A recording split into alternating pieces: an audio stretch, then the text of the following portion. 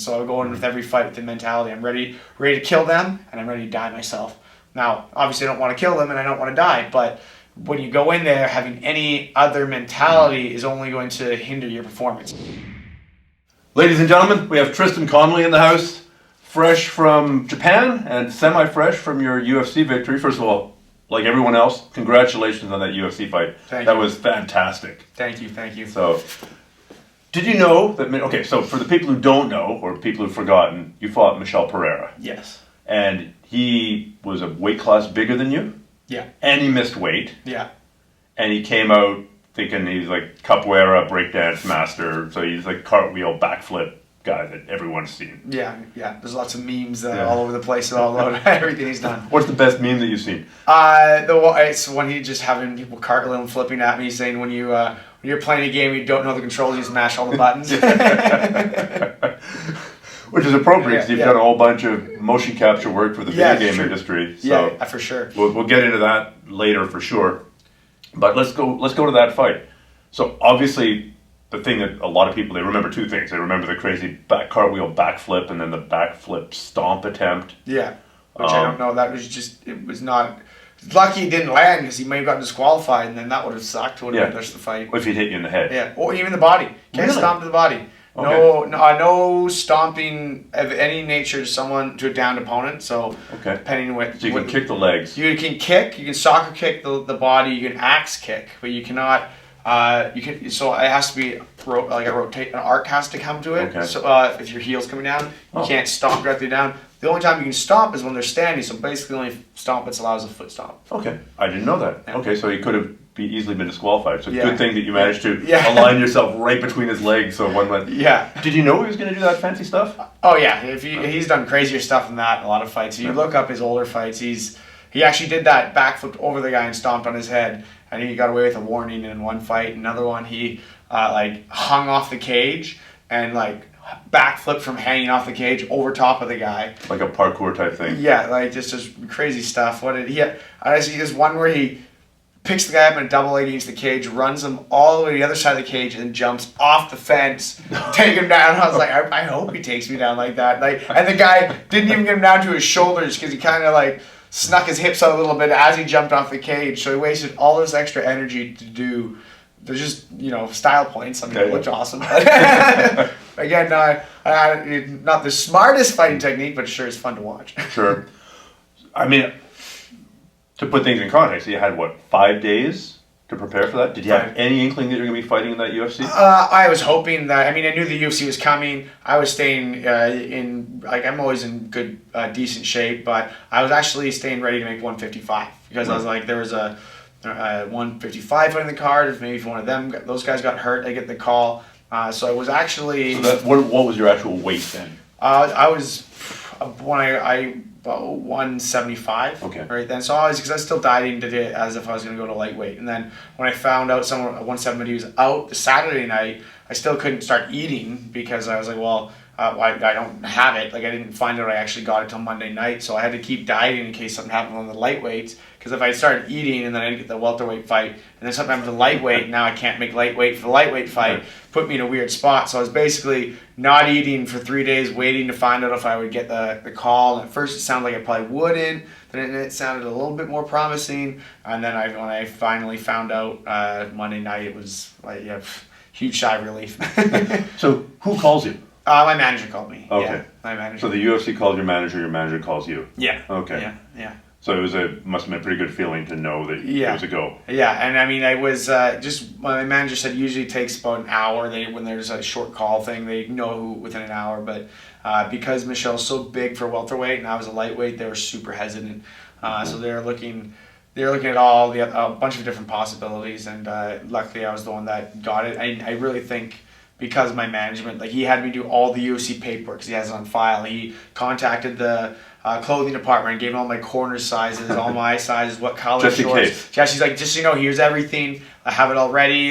He might be the one to get. And so when it came down to it, just Sean deciding whether this guy or that guy. And he's like, look, do all these other guys have all their medicals done? Here's all his medicals, all his paperwork, all his everything. I already had his shorts brought up, and then he's like, okay, fine, get your guy. So, it makes You're giving away your manager's secrets now. Yeah, I know. you know, it's one of those things that it should be pretty obvious, but most people don't do it regardless, right? Well, just because something's obvious and simple doesn't mean it's easy. Yeah, exactly. Right? Like, true. I mean, talk about MMA there. It's obvious to stick a jab in someone's face. Yeah, it's not so simple. Easy. No. Or simple, but not easy. Yeah, of course. Yeah. Okay, so then when you and Michel Pereira stepped into the octagon, what was your weight and what do you think his weight was? Because he missed his weight cut. Yeah, I was 177 because I actually came in Wavy right before, which is actually, I've been heavier for lightweight. Like I usually go back up to, my last fight I went up to over 180 by bedtime for lightweight, and then I was probably about 180 when I fought. So this time I was 177. I made the weight easily. I still did all the normal stuff I do for cutting weight. I just didn't have to sweat anything at the end of it. And I ate way more fat and protein. Mm-hmm. Basically just no carbs all week, no sodium, still water loaded. Mm-hmm. All that normal stuff. And I kept weight, actually woke up under 167.5. So I went and ate and drank some food before because I didn't want to be that much underweight. Sure. But then after you carb load and have sodium, it's another 10 pounds comes right back on. And so he missed his weight by 1 pound, which means by the time he rehydrated. So he would have, I imagine he's probably around 205. Yeah. So I think it looked like a big weight difference. I think less than 210, but over 200. I think probably around 205, maybe a little less than 205, 203. I bet you he walks around 217. Like he usually fought at middleweight before the UFC. He's even fought at light heavyweight and heavyweight before. So that was one of the things. Like I tried fighting at featherweight twice, and I killed me, and I was way smaller when I did it too. But they looked and they're like, okay, he's fought at featherweight, he's fought at heavyweight. So in their heads, they're thinking featherweight versus heavyweight, which they're like original UFC. Yeah, exactly. But no, I think probably walks around 215. Okay. Normally diets down probably under 200, gets down to 200. And then I think he's sweat a lot out. He said he had 42 pounds to go in that week when he got there. Wow. And he got 41 of them done off, but he couldn't get the last one. So usually, in my experience is, whatever, because I usually like to be close to 170 on like the Monday if the fight's on the Saturday, but I'll always get bigger than that. So what I am like a week out is usually smaller when I am fight night because I'm already super calorie restricted. Already have very little glycogen, very little sodium, all that stuff. You must just feel like crap. Oh, you feel, if you do it, I'm getting better at doing it. Like fasting, intermittent fasting has helped a lot because it gets your stomach used to not having food.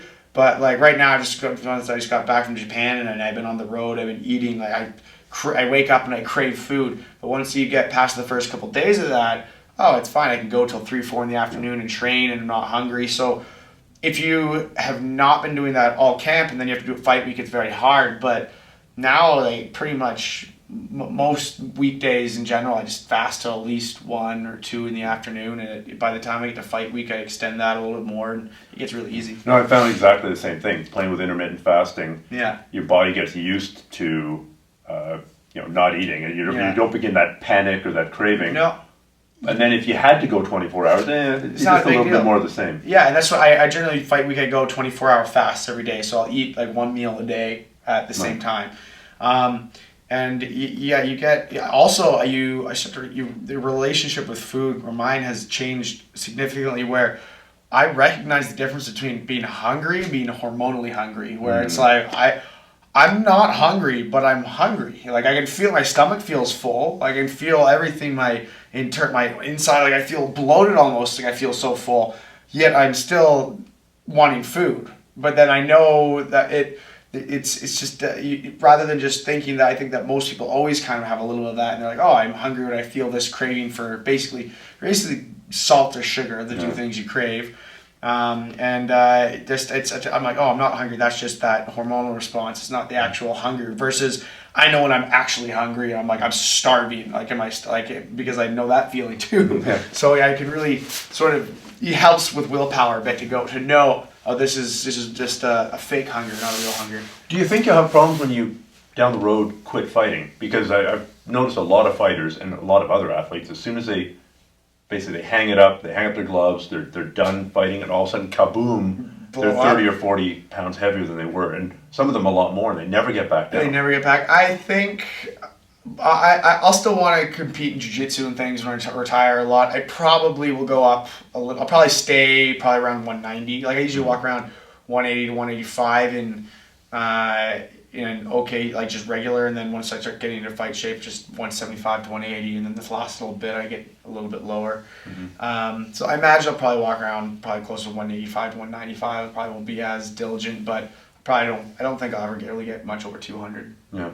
Yeah, I mean, back at the armchair psychologist here, I'm wondering if all those years of weight cutting for the guys I'm thinking of, kind of screwed up their relationship. Yeah, this is sounding more and more like Oprah. Yeah, have a healthy relationship with your food. Who was it that Patrick Cote saw him at TKO like 4 or 5 months after his last UFC fight, and he like probably 80 pounds heavier. Like someone was like, "That's Patrick Cote." I was like, "No, it's not." Like, oh my god, he's enormous. And then someone saw him again at another TKO with someone. I think Casey Smith said they saw him, and Cole Smith when Jamie fought. And he was even bigger. Like he looked like he's over 300 pounds. It was crazy. So I mean, I hope not. I think I still think I'll have the motivation to want to train and do jiu-jitsu and all that. So I mean, I'm sure I'll eat more, but I think as soon as I get to a certain point, I'll always start dieting back down. I'll kind of go through that crash diet back to frenzy. Are you a chronic trainer? Like there's some guys you know and I know who like, oh shit, I've got a fight coming up 6 weeks from now. I guess I better start training again. Oh yeah, like, those guys are done. Yeah, they're done. No, I'm always in shape. Right now is actually probably the worst because I hurt my knee a little bit in the fight and my ribs were really sore. So I could still hit weights, or lift weights and still hit pads, but I couldn't spar and I couldn't grapple. So it was just about better. I went to Japan, I did a little bit over there, but kind of busy. So for me, like having this amount of time without really training has been the first time in years really that I've had any time off. So yesterday I did a bit of training again, tomorrow and today I'm gonna start ramping it up. But it's strange going from like, I mean, I'm still in decent shape, but like feeling like I'm not in good shape for me. It's like, oh, I'm breathing heavy from something. Like, this is not normal. Well, let's just go back to that fight one more time. So what was your strategy? So you're taking it on short notice. You know the guy's way bigger than you, and you know he's known for fancy acrobatic stuff. Since you're probably not going to fight him again, who knows, but you're probably not. What was your strategy going in there? Like, what were you thinking? Basically exactly what happened. I knew that he was going to come out and do all that crazy stuff. I knew I had to stay on him enough to make him attack. Like, I couldn't just give him space and have to run or attack. But not overextend myself too early and start swinging too hard or try and fight his muscle with my muscle. Like, when I shot it and he got underhooks in the first round and he kind of shrugged me off, I could have made that way harder. But then I would have been using my muscle to fight his muscle, which I remember watching that and going, "Oh my God, Tristan's in trouble." Yeah, no, I just kind of sank my weight on him and made him lift me and throw me off. I was like, perfect, okay. Because all the game plan in the beginning was to kind of be on him and make him work, but not like really open up too much and get countered. So when he jumps and hits me, I can sort of frame for it and shell and stay on him. If he starts flipping, it was just get out of there, run away. We actually had. One of my longtime training partners, Radley De Silva, Radley. Of course you did, right? He's one of the most talented kids around. So as soon as I found out, capoeira guy. Yeah, exactly. So we just looked at his fights. We're like, okay, what does he like to do? The rolling thunder. We prepare for that, even though it hit me. The jumping off the cage, the cartwheels. And Radley literally just ran around me for every day that week for like half an hour. Just jumped and flipped at me, and I just moved and jumped around. And then we practiced just, okay, as soon as he stopped, I'm closing the distance. And as soon as he starts going, I get out, I move, I don't back straight up. And yeah, it was pretty much exactly what I thought was going to happen. For the longest time, right where you're sitting, up in the ceiling, there was a footprint. There's still a little bit of footprint. Radley, yeah. Him running up the wall and doing a backflip off that. So that's Radley. He just easily, he's like, Radley's like Michel, but better boxing, better wrestling, better jiu-jitsu. He's a well-rounded fighter, plus he's got all that craziness. So that's what I knew that Michel tends to go all out in the beginning, and then he seemed to, he doesn't quit, but he slows down enough that I knew that my pace would be too much for him. So as soon as so the pace determining factor was mostly boxing. Boxing, and so that was occasional shot. I shot in every once in a while. His takedown defense was pretty good, honestly. Like I had one shot that he sprawled on quite nicely that I even watching it was a well timed shot. It was off a punch, but he still got his hips up back. I was a little far out, but usually I'd be able to sink in and get a hold and turn the corner. But he was hips right down right away. But again, like as soon as he stood up, I could see him breathe heavy. It was just stay on him. I mean, I tried kicking him a couple times, but he's so tall and he was backing up so quickly. It was hard. It was better just to cut him off and try and keep hitting him, and it worked.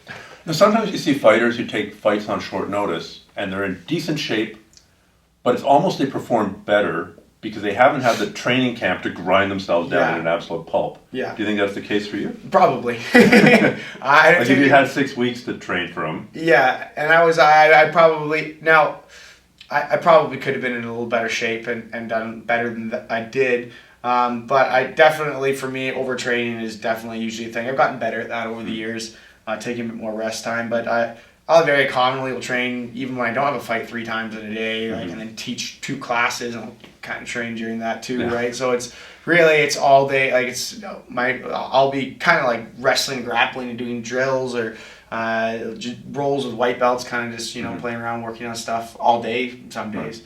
So. That's at your school. That's at my school. Yeah, Checkmat. And I go around to, I usually train Bibiano and everyone at Rev a couple days a week. I go up to the Sound once a week and teach class up there and then train with those guys.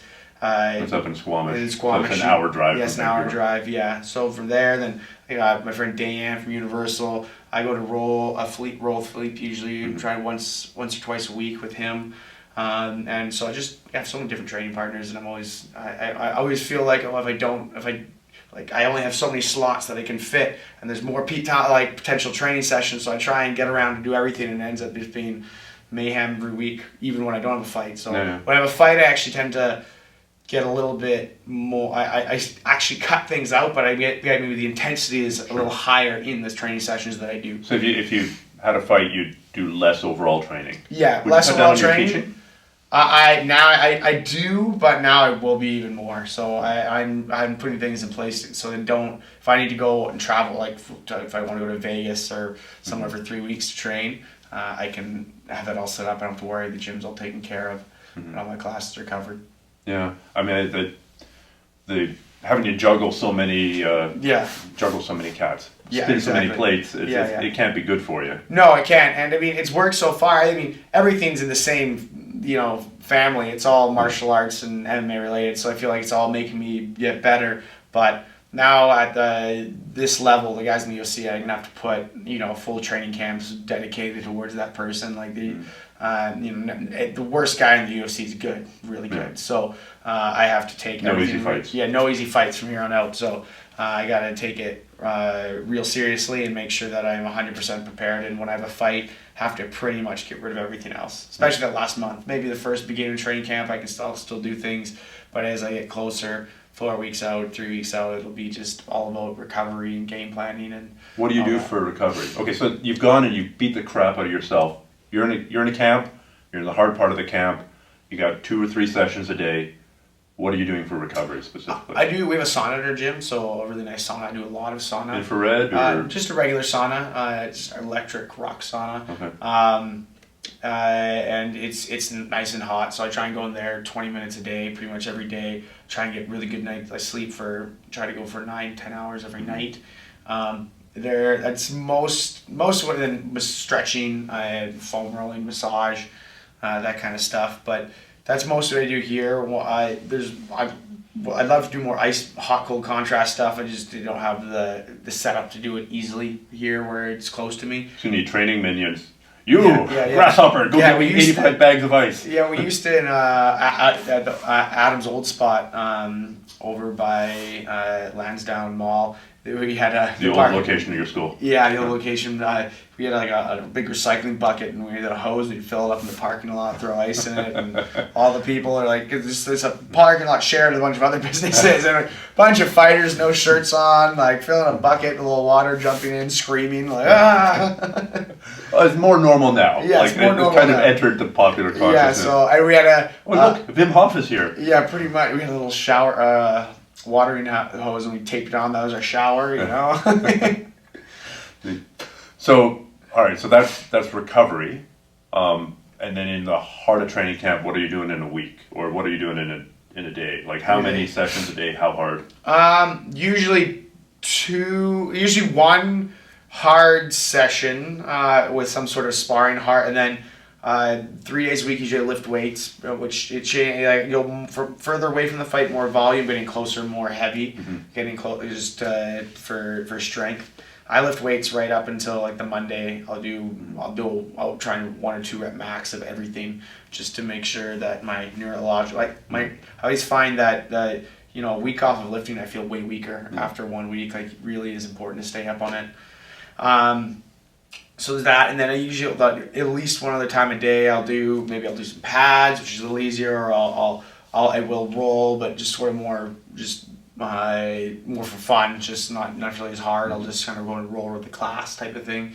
I'm usually teaching 1 class a day at least, so that's pretty standard. So when you say 1 rep max of every lift, like that bench? Usually incline bench, maybe sometimes do a dumbbell, then definitely squat. It might be a different type of squat, but usually just a squat, like all the way down, all the way up, full range of motion. Sometimes if I'm doing Olympic lifting during this set, I'll do like 1 or 2 snatches, 1 or 2 clean and jerks. Do you have this like pull up? Yeah, you've studied. Yeah, I've worked on a bit. Like I'd say, like I'm like a blue belt at weightlifting. You know, I realize I suck. You know, I'm watching other people. I'm like, oh, they're really good. I can see they're doing all these things that I'm aware. I'm just not able to stop it yet.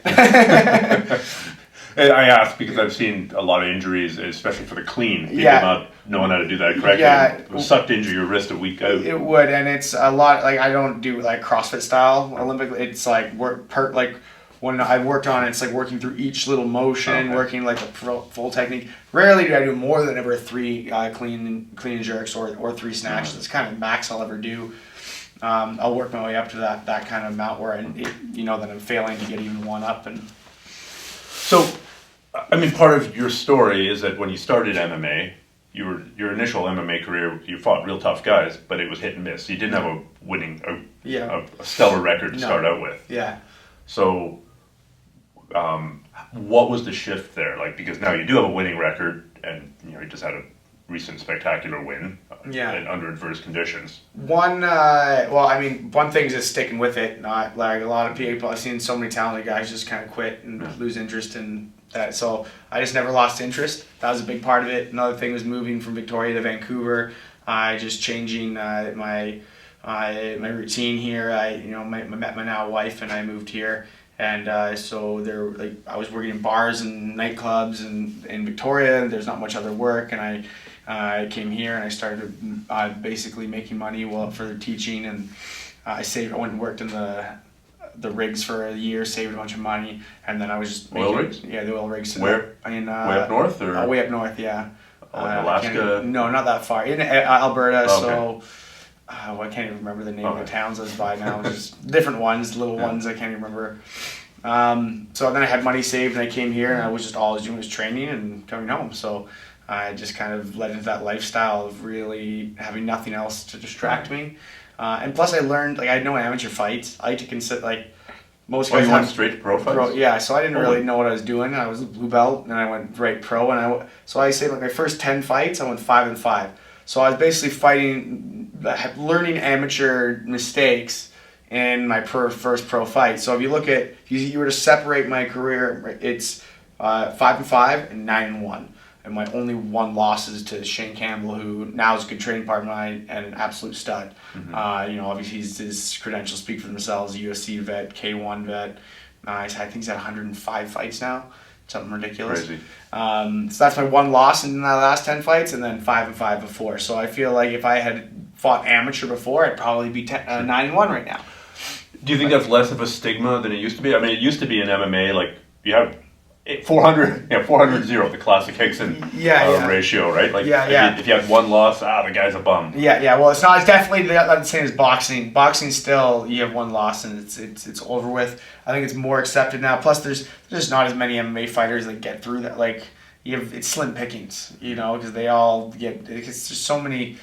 There's so many different ways to fight. Where boxing, like someone can be so good that they're just better at punching than all the other punchers, right? That with MMA, you can have that same guy, but then there's so many different ways. Like just to cover all the bases, it's just so hard. Someone's always going to beat one guy eventually, right? And that one guy might beat everyone else, but that one guy, he just might have trouble with that number. Yeah, he's got his number, and there's people like that I train with that I see that like I just have my number and vice versa. That everyone else seems to beat them up, but the other way around doesn't seem to happen that way. A beats B, B beats C, but C beats A. Yeah, exactly. So you can't do MMA math, doesn't work. So, I understand you're talking about doing your sort of amateur phase of your career in your professional career, but you also see guys who never kind of get the message that, like, how would you counsel somebody to decide, look, you're just never going to make it. You just don't have the fast twitch. You just don't have the conditions set up in your life. You don't have the raw talent. Because, I mean, it's talent plus training plus luck. Plus everything. Yeah, there's a lot of things. So how do people know when to not pursue it? Like, if they're 5-5, most people go, Probably, well, for me, it was just, I never thought of it. It was just pursued it because I liked it and I enjoyed it. So I mean, I take a lot of damage in this job. So you do have to know when to pull the plug eventually. But I never felt like I was at a point where I'd taken too much damage yet. I still enjoyed doing it. So that's why I kept doing it, because I just surely for the love. Which I always say, if your goal is to make it to the UFC, and you should probably not do it because you're probably not going to succeed. No, statistically, you're statistically not. Probably like that's such a far-sighted goal. Like your motivation is going to dwindle. You just to fight because you love fighting, and if you do, then maybe it'll happen. Now, of course, you're gonna have some point. You're gonna have to be like, look, okay, how have I been knocked out a bunch of times for no money? Like I've never been knocked out. I've never lost consciousness. I've never been hurt really in a fight, other than like a few joint injuries. Never broken a bone. Knock on wood here. So I feel relatively good to go. So that's why I've kept fighting, and it's just kind of worked out that way. Yeah, I'm not trying to convince you to quit or anything. No, fair enough. Right. But yeah, I mean, you got to find out, if you really love it, find a way to stay involved, right? Like that's why I always I haven't done a lot of jiu-jitsu competitions the last couple of years because I've really been focusing on MMA. And I'm always kind of like, well, I'm gonna go when I'm done with MMA. I'm just gonna be I'm gonna still want to compete. So I plan on having a whole jiu-jitsu career after that, and doing all the masters divisions and everything, and really. You can go into that to your 50s and 60s. There's still brackets and tournaments, and the guys there are killers. Like 50-year-old. Been doing jiu-jitsu for 45 years. Yeah, well, and they're like 5% body fat, shredded, and I'm from Brazil, where growth hormone is sold at corner stores. That's right. Lots of Mexican supplements there, but I mean, there's still so much potential for that after, where you're not really abusing your body. I think. My joints will wear out, my back will wear out, but those things are all replaceable in a sense, especially, in my opinion, is... You're young enough that you'll see the advent of the nanobots. Yeah, that's right, and like that's, so where's it going? It's going to be crazy, but even right now, I've talked to everyone that have replacements, and the ones that have them replaced because they were fit, and they just wore out, they're like, it's great. It's like having a new knee, new hip. They're like, I can do all this stuff I haven't been able to do since I was 25 years old. Same with like new vertebrae in the neck and back. People, amazing. But people that have them done because they're just fat and lazy, and they've been drinking and eating crap all life. It didn't magically make them feel better. It didn't magically make them feel better, because I feel like if something's just worn out, all the musculature, everything around is good. You take that thing out, you replace it. It already knows how to recover well. You know also how to recover to rehab things. So I feel like I'm gonna need some new joints when I'm older. And what's it going to be? With nanobots, or at least probably 3D printing my own cells that grown in a dish into like directly. No, I mean, I'm jealous of you, because I'm probably due for some new joints reasonably soon. I'm probably gonna be the last generation of bastards who get that the steel. Though they're apparently super good nowadays, especially knees. Sure, but how about getting your own bones grown? Well, yeah, you'll just probably replace the new one and have that put back in. Okay. Just the whole body. Yeah, that's right. My 25-year-old body from the neck down, and here's a list of enhancements. Just keep the life lessons, and I'll get everything else replaced. Head transplant. And so, you said you made all your amateur mistakes in your pro career. What were some of the, give us something, what were some mistakes? A lot of accepting. Like I said, I was a blue belt in jiu-jitsu my first fight. I didn't have much striking. What I did was more just toughness. Playing jiu-jitsu too much. Treating most of my losses were decisions that I spent too much time on my back trying to submit the person from my guard and not submitting them, so I'm losing the positional fight. That was very common. When to expend certain amounts of energy, overexpending energy, and then being too tired for when to know when to put what in, and when to go forward. Right? It's a fine balance between pushing forward and pulling back, and not saving too much energy and getting through the fight and feeling like, I didn't even get to gear 2. When your best performance. We're going right to 5 right off the hop, and then having nothing left, right? Mm-hmm. So those type of things are huge, and honestly, probably just mental toughness going into the fight. What you should be thinking before you go into the fight. What thoughts are going to come up. What feelings you're going to experience before a fight. Give us an example, what kind of thoughts were coming up, or what should have been coming up. So, obviously, that with the fight, what are you worrying about in the fight? You're worrying about losing the fight? Well, then that's going to negatively affect you. 100%. If you're worried about losing, then that's going to might just come out, you just hesitate for a fraction of a second. So you got to really put in perspective, what are you worrying about? You're worried about you're going to die? Well, then don't get in a car. Don't get across the street, Mm-hmm. So the chance of that happening are really so unrealistic. So it's not worried about that. Okay, you get knocked out. It's probably the next word, badly knocked out. Okay, well, you want to be a fighter, you got to accept that. That can't be something you have to be worried about. That's just, if it happens, it happens. So let's just move past that. Okay, so worrying too much about your opponent and they're good at this, I don't know, I don't care. I'm going to fight them. I want to be aware of that kind of, stylistically, are they a striker, are they a grappler, what do I think their strengths are? Okay, kind of know, but really I'm focusing on what I'm doing, and that nothing's gonna break me. I worry about, even if I'm in a bad position, as soon as a lot of good guys get in a bad position, they quit immediately, right? And they're amazing in the gym, but in the fight they just quit. So just knowing that all those things are going to be coming, and you just have to basically ignore that, not give them, let them hold any water, right? Just basically almost make fun of them and yourself, to the point, and be overly positive, being that's not going to happen. It doesn't matter. I'm too good for that.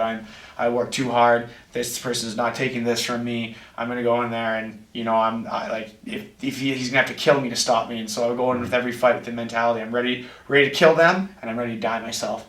Now, obviously I don't want to kill them and I don't want to die, but when you go in there, having any other mentality is only going to hinder your performance. It might not hinder your performance. I only want to hurt them reasonably badly, but not terribly badly. Yeah, and I don't want. Yeah, but it's no, you want in there. I'm going in there with the mindset. Make it binary. I'm going to kill you, and if you kill me, great. I don't care. I'll die in the process until the ref stops it. And that's kind of the mindset you have to go in to any competition, really, but fighting so even more, right? It's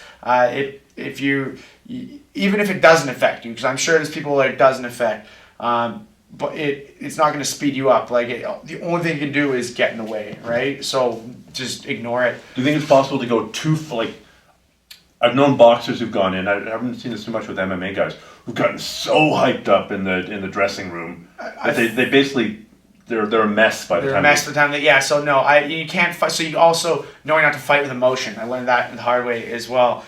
So you say having this mentality, this mindset, it's very important, but also don't let it come from a place of anger or excitement or anything like that, because that will gas you out way faster. As soon as you fight with emotion, you get tired and you'll make dumb choices. So you have to be calculating, you have to have that mindset and going look, I'm gonna fight, and you have to trust that you know how to fight. When did you make that mistake?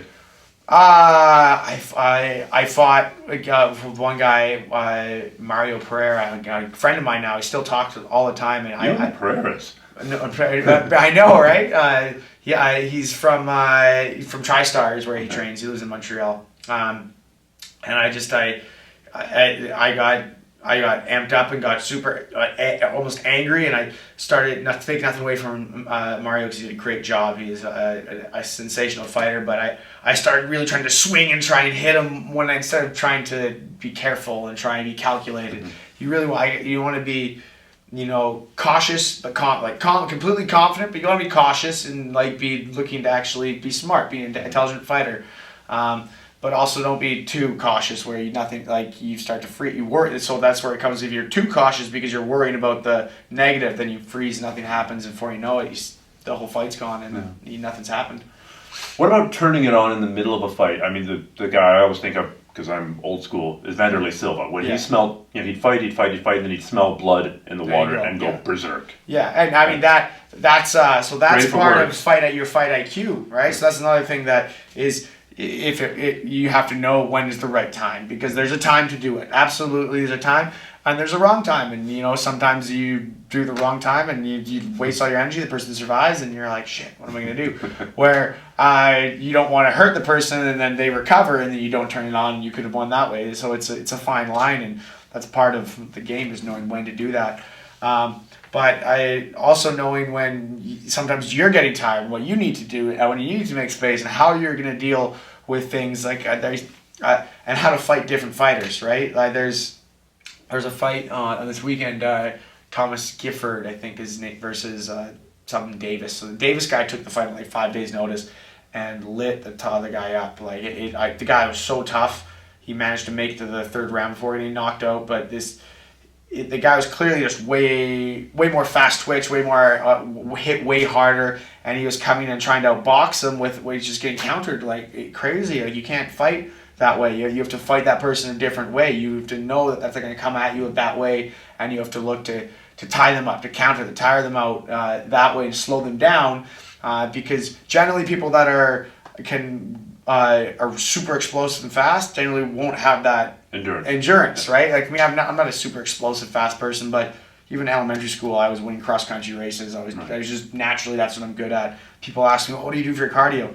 I just roll and spar. When I have a fight, I'll start doing sprints as well a little bit, but I don't work a lot on cardio, just lots because that's already taken care of. Already taken care of. But I work more on strength. Like you say, I lift weights right up to close, because strength is something I find doesn't come naturally to me as much. Especially speed is the last thing. I'm like the slowest person there is. But so I'm always working on my strength and my speed, where the cardio just normally comes. Where I see some people, if they're naturally strong, I mean, not that you don't want to work on your strength, but you're going to probably want to work more on your cardio and in your endurance, because that's something that's going to be a downfall for you. Fair enough. How was Japan? You just got back from Japan. Japan was helping a couple guys out. Yeah, it was great. I love Japan. I lived there about 9-10 years ago for 4 months, and English teaching thing or just training. I had my first fight, and then I went there to train, and I ended up having my second fight over there in an organization called Deep. Head stomps, soccer kicks, a knee down on the ground, everything. They allowed elbows too, so it was basically just full pride rules with elbows. So that was pretty sweet. Biting and eye gouging. No biting, no eye gouging. Though I was talking to a guy that does Lethway over there. That's a fun story. I was there for about 4 months, then I didn't go back until 6 months ago. I went with Bibiano when he went to fight Kevin Bibiano Fernandez when he went to fight his last time there, and it was just happened to be right near the same neighborhood I used to live, so I went back, got to visit everyone, and then he got scheduled to fight Kevin again at the same venue this time. So it just felt. Last time was very nostalgic. Hadn't been there so long. This time I'd just been there quite recently, so it's kind of everything was nice and familiar. I knew I was refreshed on everything, how to get around. What was your role? You were cornering? I was helping corner Bibiano, and also Arjun happened to fight this time too. Just being there for from your gym. Yeah, Arjun. Yeah, so he's trained with us. Arjun Buller. So that was his first 1FC fight. He left the UFC and went to 1FC. Bibiano obviously has been the 1FC champ forever, and just an astounding guy, and it was a lot of fun. What's it like being on the other side? Like, you've been in the ring, but now you're cornering guys as well. Like, is it hard? I've been cornering guys forever. So I mean, for a long time. Like I mean, so since my fight, I think we had 6 guys fight on Battlefield the next weekend that all won, and then we had. I went to Edmonton to corner one of the guys, Josh. He fought in Unified out there. Then I went down to Lethbridge because Shane was fighting and helped corner Shane. Right. So then I went right back. They came back. Me and my wife went to San Fran for a couple days just to have a little vacation. Then I came back, went to Tokyo. So this is my first week back to sort of normal. And here I am clogging it up. Yeah, it's all right. Hey, it's okay. Don't worry. This isn't too bad. But what's it like being outside the ring watching your friends fight as opposed to being in the ring more fighting stressful. yourself? More stressful. It's way more nerve-wracking watching your friends fight. One, because you can't make them do stuff, and like sometimes it's hard, it's frustrating, and you worry about them because again you're not them. Where when I'm fighting, I've accepted, like I say, I've accepted all of the negativity, and I'm there to do my job. So the headspace I'm in when I'm fighting is very different. I'm ready to fight. I'm not worried. I'm just ready to do what I have to do. I'm very focused. Where with someone else, it's more I'm worried about them. I want them to win really badly. I want it's more nerve-wracking, I'd say. Yeah. You're not the first guy to say that, and it's probably just a control thing, and you can't accept risks on behalf of your friends. Yeah, you can't, and you can't control them, and especially when you're like, oh, you can do this, and you're like, you can see it, but maybe sometimes you think you see something, it's just not there. Yeah. Like you something. I've heard my corner yelling things. I'm like, no, that's not there. Right? That's not going to happen. It's not going to happen. Like, another thing that I've learned is sometimes when your corner yells something, I've done it. Like, I don't really know what you mean, but so I try it. You try it for the first time in a fight, like it's gonna work. So do you listen to the other corner when you're fighting? I probably have. I can't remember any particular times, but so I've done that in jiu-jitsu competition. Like the guy's like, roll him on there. He's got no base. I'm like, son of a bitch, I don't have any base. Yeah. Okay. In jiu-jitsu, I totally have in jiu-jitsu. I've listened to like telling them, he's knowing what they're gonna do to go to set up. We usually have some like light codes usually going into the fight. Whether it is, we'll say. If I say this, it means the opposite thing. Like just a couple of little like. So if I wanted to shoot, so we'll say overhand for when you shot to shoot, or like shoot will mean fake a shot, come up with a punch, right? Something like that to try and get the opponent listening to one thing, because I've definitely heard my opponents' corners say things that I know of what their tack's going to be. Well, maybe the reason you've done so well in your last 10 fights is because you've actually have millions of fights through your video game career. You could argue that you have had more MMA matches than anybody else on the planet because of your association with EA, Electronic Arts, and the UFC game. So what do you do for them? Just for the UFC games, I've done a lot of motion capturing. So it's just... It actually really is. You got like the golf balls on your body? Yeah, I got golf balls on your body, and it's just really running through because everything has to blend together at some point. So it's doing every movement in every different way you can do the movement, and sometimes it's like trying to find a transition that's close enough to reality, but it can't. It has to transition from one position to another position. For example, what? Like maybe if you go for a sweep. Like say like you go for like a Kimura sweep and then in the next position for mount or whatever, and the person goes for an escape, and what position you end up in the half guard as you go for the sweep might not line up as the position you be from that actual transition. So you have to kind of make sure that the position hands end up in the right spots, and everything you finish in their next base position for that position, because they don't have 10 different types of half guard and 10 different types of side control, and so you should try and do this move. This one move will end you up in this form of side control, but they don't have that form of side control. But they want to do that move.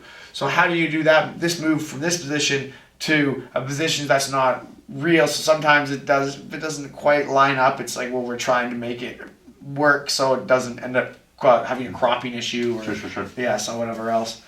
So how many of the UFC fighters in the game have you been? So I think how does that work? I think they just take the movements. Like I think all the grappling's probably a lot of it is me, because I don't think they have different characters. But from the striking, you have a bunch of us that have come in different movements. So they're probably whoever Every style, they probably have like different, I guess you'd say, base movement for striking movements, and then they have, let's assign them to different fighters. So, and we also, you have to do things like fatigue when you're tired, when you're really, oh yeah. So which is, I'm like, I see when that person just looks like crap and they're tired, that's me. And then I see them look really good and sharp. On the other hand, you are the one who's taught Damien Maya everything he knows for the UFC game. Yeah. But yeah, so it's just kind of fun seeing how it all works. They're trying to sometimes workshop. Wow, what are we gonna do here? What's something cool that we can do from this position? Because you can't get everything. We want to have a few things from everywhere, and slowly adding more things in. So like they update the game, they can put new moves and stuff in. So, but what does it actually look like when you're filming? You're wearing a suit. Yeah, wearing a suit. The ball. So it's basically take a whole day of shooting. You don't get that much done. Like, 'cause you got to do each individual shot, and then might be like. For like striking, okay, it's gonna be, you're gonna do a double jab coming forward, okay, then double jab and stopping, and then just moving forward, then you're doing it backwards, and then stopping, and then one where you do it changing direction, so there's no stop, and then left and right, all the same things, and then you gotta do like an angle, like a diamond, or then a circle, and a circle the other way, diamond. So because you have to go through every single type of movement you could possibly do with like. Double jab, then you do it jab cross, then you jab cross the body, then cross hook, right? Like, so every combination of 2 punches to every level you have to do with all this movement. So before you know it, a whole day's gone by and you haven't gotten through all that. Do they have cameras all around you? Yeah, there's thousands, probably 1,000, 2,000 cameras all around the room. Wow. Filming every different thing. Yeah, if you do these range of motion tests, they're called ROM tests, where you do both all these range of motions and they track you, and then you go out in the big room and you do what you have to call Tipos. You stand there, so it tracks, starts to shoot, and you go out, do your thing, then you go get Tipos again and stop, so it recalibrates and then break, and then usually any kind of grappling, the balls get ripped off and the screws, so we have to get new ones put on, and it takes a long time. I can only imagine, like, feel the football players apparently is just they're just tackling each other, like head-on-head collisions all day.